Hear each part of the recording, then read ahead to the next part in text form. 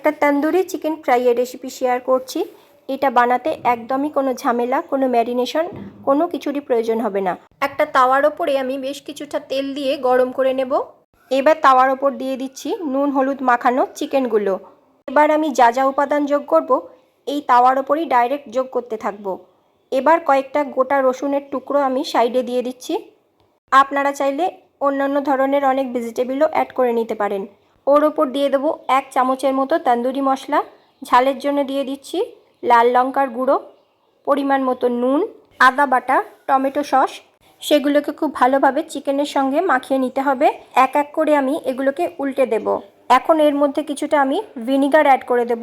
Vinegar add করার ফলে চিকেনটা খুব তাড়াতাড়ি আমাদের ফ্রাই হয়ে যাবে।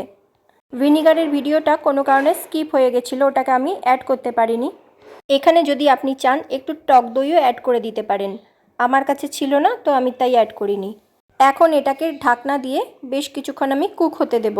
যতক্ষণ এটা কুক হচ্ছে আমি কিছু লম্বা করে ফ্রেঞ্চ ফ্রাইয়ের মতো আলু কেটে নেব। এবার ঢাকনা খুলে ওপর থেকে আমি তন্দুরির এফেক্টটা আনার জন্য বা কালারটা আনার জন্য কিছুটা বাটার ব্রাশ করে দিচ্ছি। বাটারটা আমাদের দুটো সাইডেই ব্রাশ করে নিতে হবে।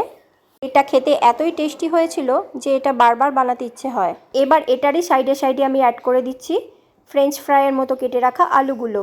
এই আলুগুলোকেও মশলার সঙ্গে খুব ভালোভাবে মিশিয়ে নিতে হবে। আবারও আমি এটাকে ঢাকনা দিয়ে কিছুক্ষণ রান্না করে নেব।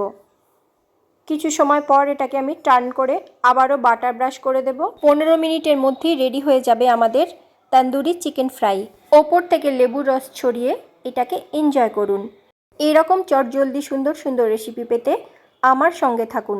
হাজির হব আরও অনেক ধরনের রেসিপি নিয়ে।